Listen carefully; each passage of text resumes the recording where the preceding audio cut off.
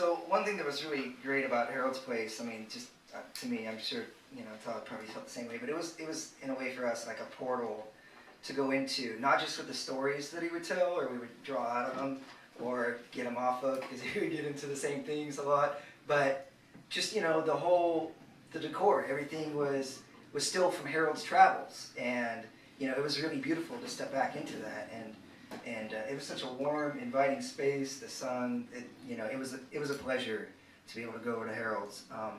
And then in his later years, our good friend Mark helped him get into Hayes Valley Care, and that's, you know, one of the ways where the family expanded. Nancy came in and was very gracious to visit him very often, and I would make it when I could. Neely would go, 80 Winans, and even though he wasn't writing at that time, the connection was still really strong. You know, he was really present in the moment, and just still, Kevin Killian brought this up the other day, just excited about, like, enthusiastic about things. You know, even though he would kvetch about the situation, both present sometimes and old, of, you know, lack of recognition, other things.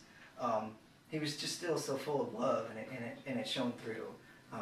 You know, we're lucky to have a lot of memories. We've working on a film where we've interviewed people in this room for it, and we have a lot of footage because every time, both back on Albion and in Hayes Valley, we went to see Harold, we would always bring a video camera and recorded everything. And I mean, he was a card. He was a bit of a ham because he would pretend like he didn't know it was on, but he knew it was on. And, you know, we have bits where he's conducting and, you know, doing his thing, but he was very beautiful. So I'm going to read a poem also from the Memorial Collection about visiting. This was written just after he passed. Harold Norse, of course. Lost all your interest, stolen from your memory banks, your mind eroding, soon your soul will be floating. In my mind, I've kissed you goodbye at least 1,000 times. Every time I open the door to room 13, the dream continues. We talk of mothers and cry, the only place I can do this. Don't forget to rub the Buddha's belly. I woke up naked in jail. You woke up bald for the first time at 91. They burned all the money. You're free to go. The wildfire has cremated the body. Your soul free to go. Your mother is dead. You heard it on the radio. My friend the bastard carries the moon on his shoulders. His teeth watch him sleep. He gazes at the rain and longs for a shower. His pants are sagging and too long, baggy from the weight he's lost since being in this place.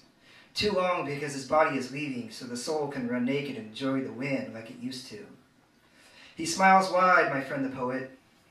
He smiles wide when he finally recognizes who I am, who I appear to be.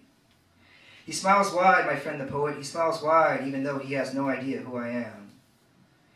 He is 91, my friend the poet, but he is younger than you or me.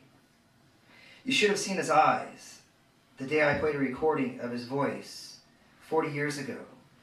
A deep, thunderous voice, cutting lines in the sky. You should have seen his eyes.